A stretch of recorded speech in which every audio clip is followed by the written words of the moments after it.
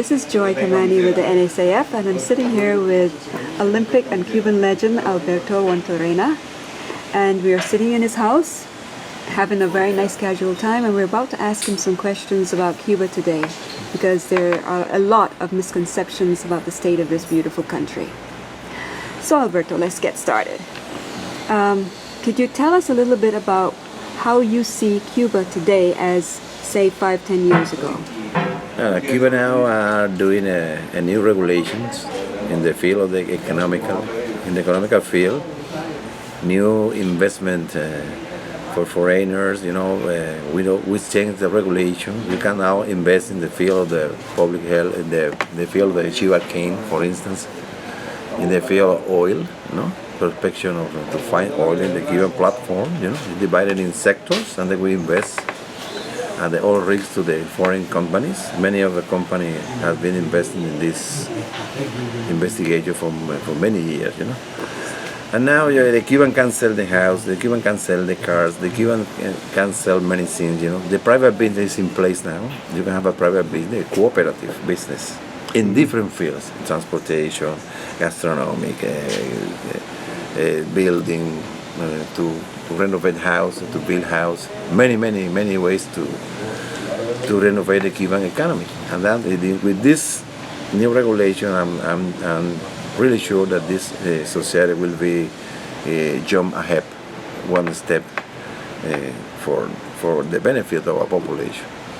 Let's say that I would like to underline that this regulation is the benefit for the population.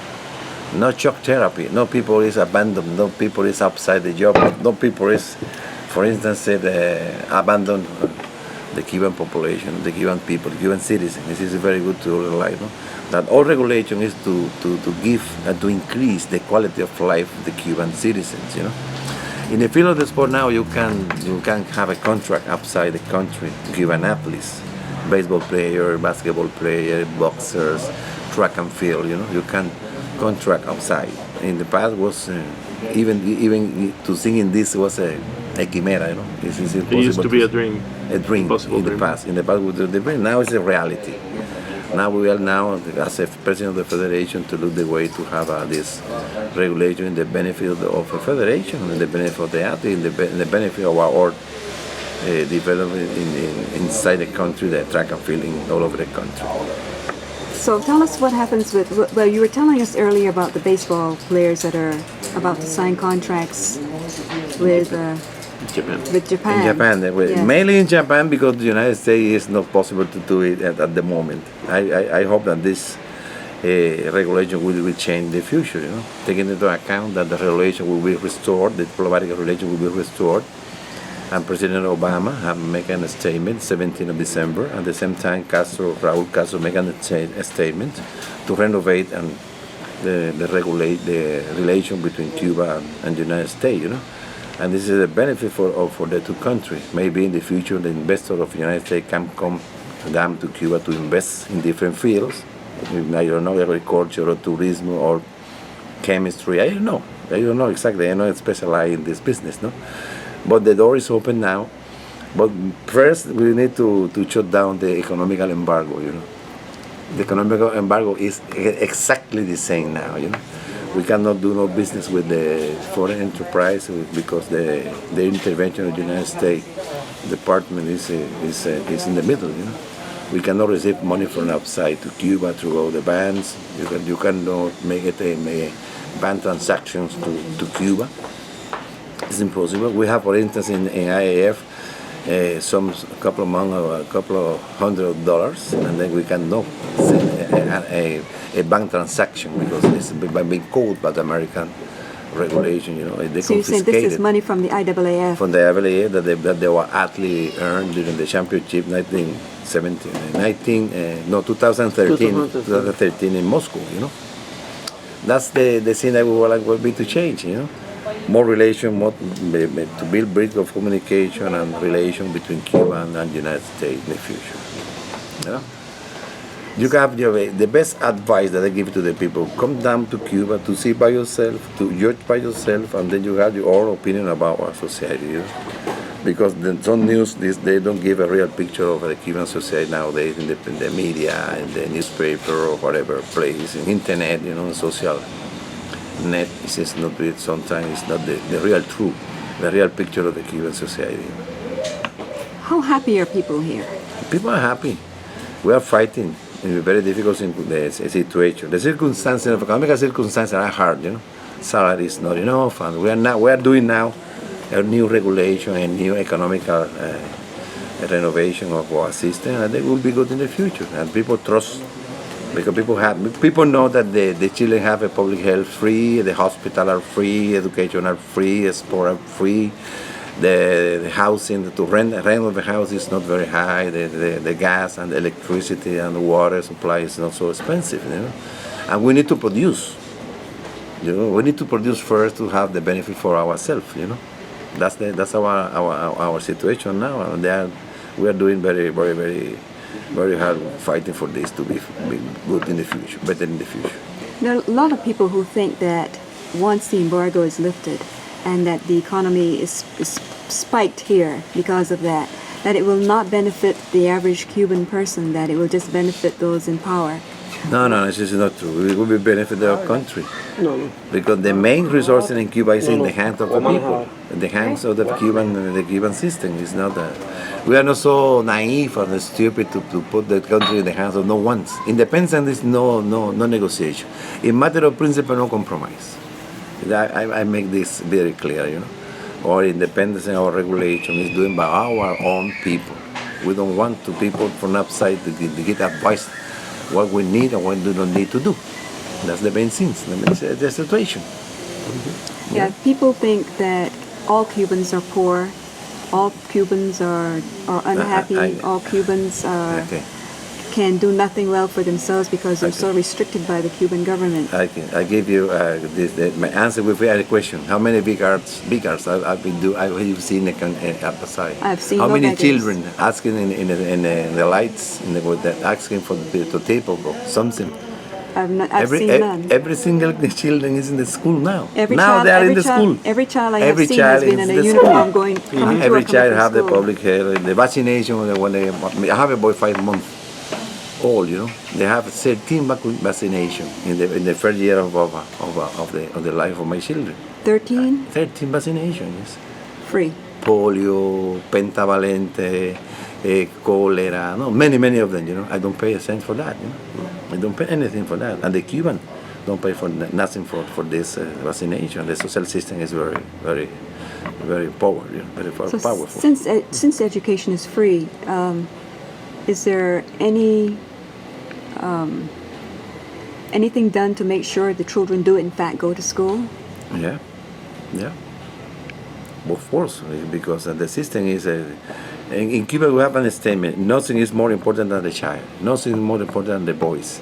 And real in Cuba we respect every children, every girl, every boy have the right to have equality and have it treated as a human being. We do not violate the right of the children to live and to have education, to have a public health available for them free, without any problem.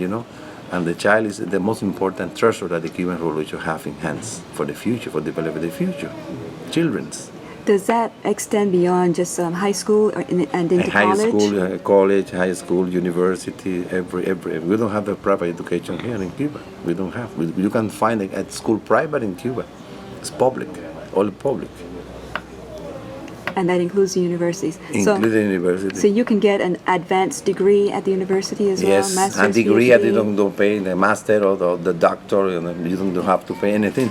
By the way, my brother Aguilera, who is a bronze medalist in 4x1 in 1992 Olympic Games in Barcelona, Yes, he have was. two degrees. His degree in physical education and his degree in industrial engineer. How much you pay for that? Nothing. You don't pay nothing for that. It's nothing. How much debt do you free. have? How much education debt do you have? Nothing. Well, here's the other question then. Once you get all of those degrees and you have all that wonderful education, are there jobs here for you in the fields that you studied? Jobs is available, yes. In the last part of the career, You are contracting by the enterprise, link it with your career. You are economic, you go to the factory. You are in veterinary, you go to the farm. If you are an engineer, you go to the industry. You know, in the last 2 years, of your career, you must to train yourself. You know, and people guide you. The more intelligent man in that factory is behind you all the time, testing you, teaching you, advising you. You know, care about you, care about your family, care about your father, about you are ill, you have a brother ill. Everybody is concerned about that, you know. So it's a mentoring system. It's a mentoring. It's a mentoring, but it's mentoring in place. For instance, you are in the medicine career. In the second year, you are linking in the hospital. The faculty of the university in medicine are in the hospitals. Yeah. You know.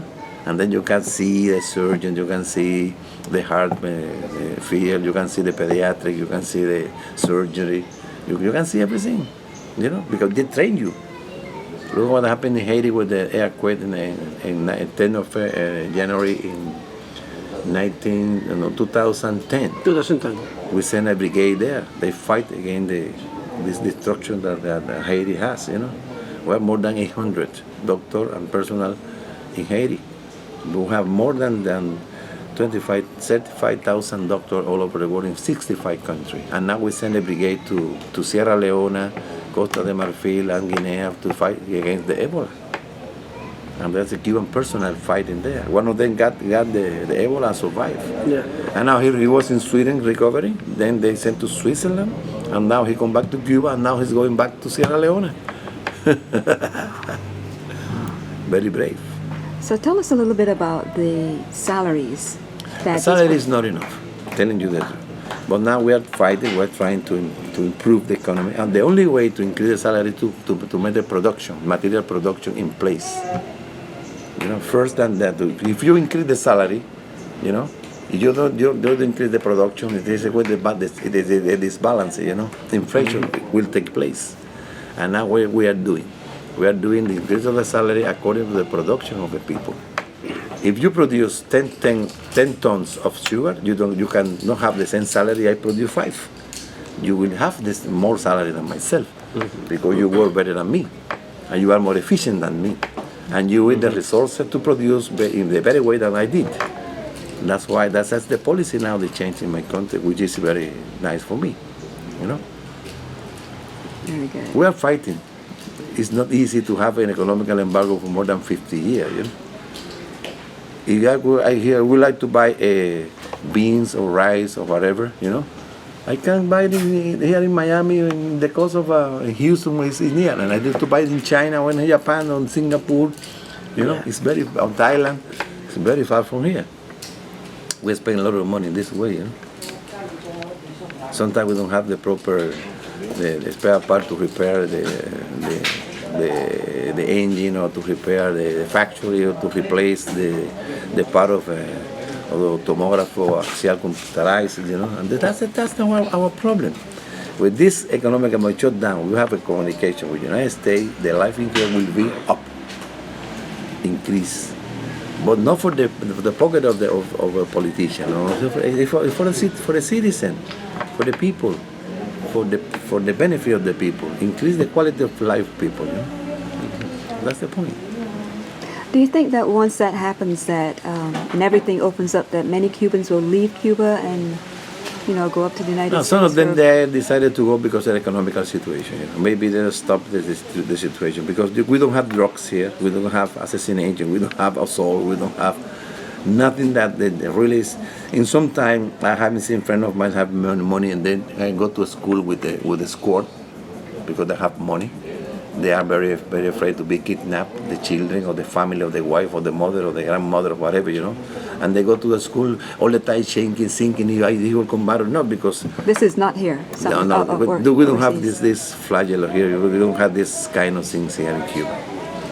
You can go outside. You can walk without any problem at any time. You know, even late in the night, you can walk in the street without any problem. And do you have a drug problem here? No, you don't have. What happens if you're caught with drugs here? Oh, you go to jail. For how the penalty are very, very high. This depends of a case. You know, not all the cases are equal. You cannot punish him because he have the trafficking, international trafficking, the drug. He is a dealer or the drug dealer in the school or whatever. You know, so they different the penalty, but the code and the penalty are very strong. You can be in prison for life.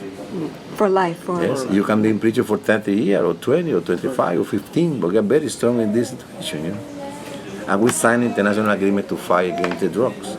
And we would like also to sign this agreement with the United States to make a collaboration with them.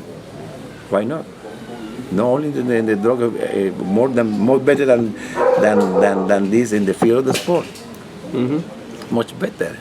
So what do you think about the NSAF bringing its team down here to compete in June? That's a very good opportunity for both countries, you know, for Cuba and for the young of the United States, to see Cuba, to exchange, to share things, because they are young, they have the ambition, they have the mind open to see and to grow, you know. And in this situation, we can communication to build brick of an avenue of communication with the United States. You know, the field of the sport is a very good way to start. And now in June, they will feel here like at home. We will create all the conditions for the boy or for you, for your chief or Jim or whatever come to this meeting to feel like at home in next June. You can come with this. I will be in charge of this. You know? I'm the president of the federation, and then I will provide everything that they need to feel comfortable, free, relaxed, and to compete in a high level. Only one thing, I don't let you to get any medal. So the In a friendly way, competition is on. in the fair competition. We're really looking forward to coming down in Thank you, June thank you. and bringing our Gracias. team. And Muchas you and gracias. Jorge have been incredibly hospitable to us, and Yes. we feel very, very much at home already. So Yeah. thank you very, very, very much. Yes, I told Jorge before, we need to just do the things in the way that we did every time. You cannot invent it. You cannot change the personality. We treat those people like friends, like old friends, and this is a film, you know. It's a reflection that we will have in June, you know, with all the children, with all the boys, with the girls, the coaches, the physicians, the chiropractic, and whatever you bring that coming down to Cuba next June, they will be very happy. We will create an excellent condition for this. And why not? Because Osorio, Daniel said yesterday in the meeting, why we don't invent it that compete there once in Cuba, once in the United States, or 2 times in Cuba, 1 time in the future in the United States, you know. Will be very good, very useful for our young also to see another thing, another horizons, another ambience, another thing, another content, another culture.